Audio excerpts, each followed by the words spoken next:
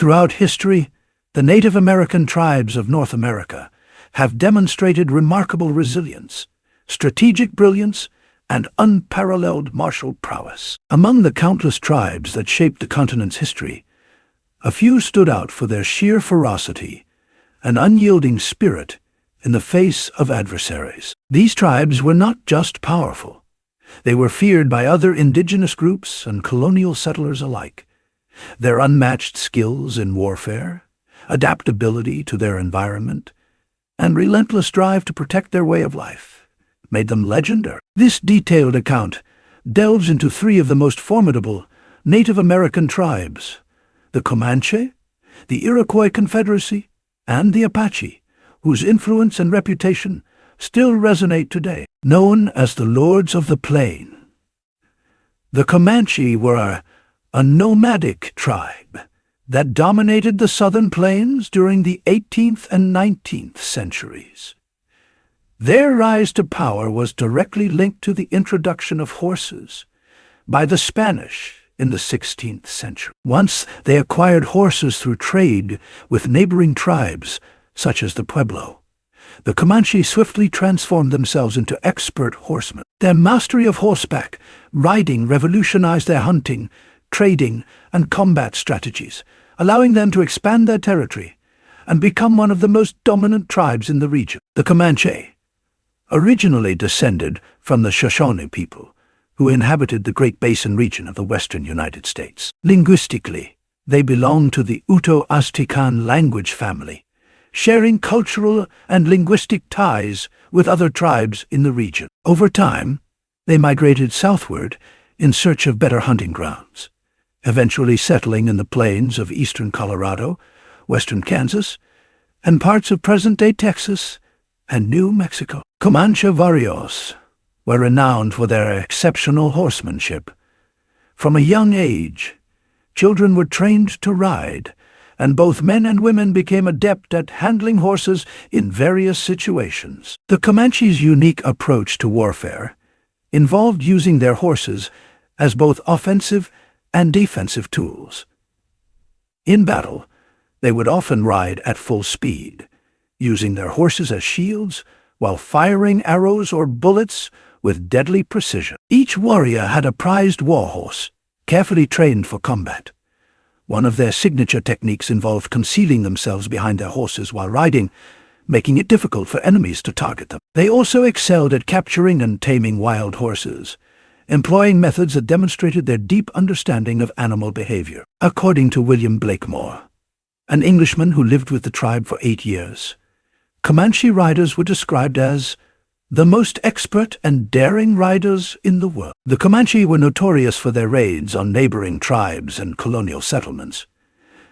These raids were not only a means of acquiring resources, such as horses and captives, but also a way to assert dominance. The Comanche raids were so frequent and devastating that they significantly delayed Spanish expansion into the region for nearly 50 years. Settlers lived in constant fear of the Comanche moon, a term used to describe the nights when the tribe launched their surprise attacks. Despite their relatively small population of around 40,000 people, the Comanche wielded immense power. Each warrior was expected to prove his worth through successful raids, which earned him status and respect within the tribe. Women, too, played a crucial role in warfare, often participating in raids and employing brutal methods of torture against captives. One particularly gruesome tactic involved burying captives up to their chins in the ground, cutting off their eyelids, and leaving them to die from exposure to the sun. These brutal practices were designed to instill fear in their enemies and deter further encroachment on their land. The Comanches' dominance began to wane in the late 19th century due to increased military campaigns by the United States and the depletion of buffalo herds, their primary source of sustenance. Despite this, their legacy as fierce warriors and master horsemen endures, and they remain a symbol of resistance and independence. Unlike the nomadic Comanche, the Iroquois Confederacy, also known as the Haudenosaunee, or the people of the Longhouse, was a sophisticated alliance of 6 tribes: the Mohawk, Oneida, Onondaga, Cayuga, Seneca, and later, the Tuscarora. The Confederacy's origins date back to the late 16th century, when these tribes united to promote peace among themselves and strengthen their position against external threats. The Iroquois Confederacy is often hailed as one of the earliest and most successful examples of a democratic alliance. Their political system was based on consensus, with representatives from each tribe participating in a grand council that made decisions affecting the entire Confederacy. This unity allowed the Iroquois to project power far beyond their number. The Iroquois were formidable warriors, known for their disciplined approach to combat and strategic use of terrain. Their preferred weapons included bows, war clubs, and later, firearms obtained through trade with European settlers. They conducted extensive raids against rival tribes, such as the Huron and Erie, during the Beaver Wars of the 17th century. These wars were driven by the Iroquois' desire to control the fur trade, a highly lucrative enterprise at the time. One of the most feared practices of the Iroquois was the running of the gauntlet, a brutal initiation ritual where captives were forced to run between 2 lines of warriors armed with sticks and clubs. Those who survived were often adopted into the tribe, while others faced execution or torture.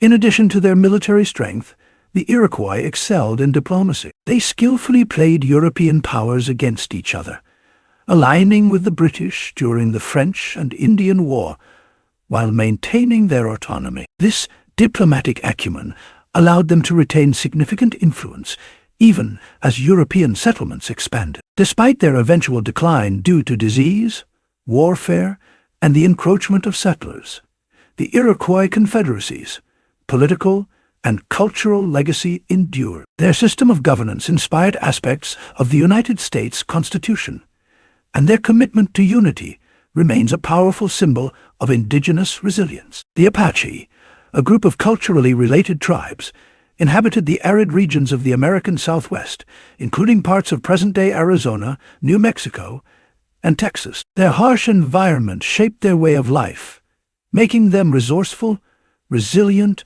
and highly skilled in guerrilla warfare. Living in a region characterized by deserts, mountains, and scarce resources, the Apache developed a nomadic lifestyle centered on hunting, gathering, and raiding. Their intimate knowledge of the terrain allowed them to move swiftly and strike unexpectedly, earning them a reputation as masters of stealth and surprise attacks.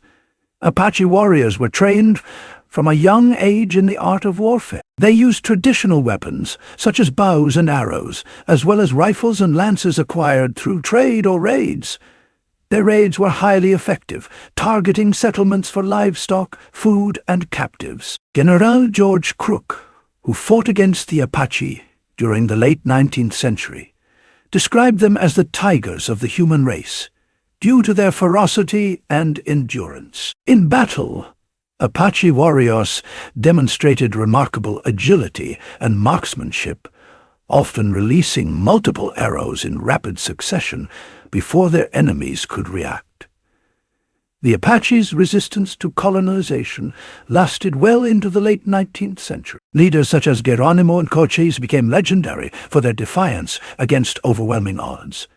Even after their eventual defeat, the Apache remained a symbol of resistance and tenacity. These 3 tribes, the Comanche, the Iroquois Confederacy, and the Apache, represent the indomitable spirit of Native American peoples. Their stories of courage, adaptation, and resilience continue to inspire and remind us of the rich and complex history of indigenous cultures in North America.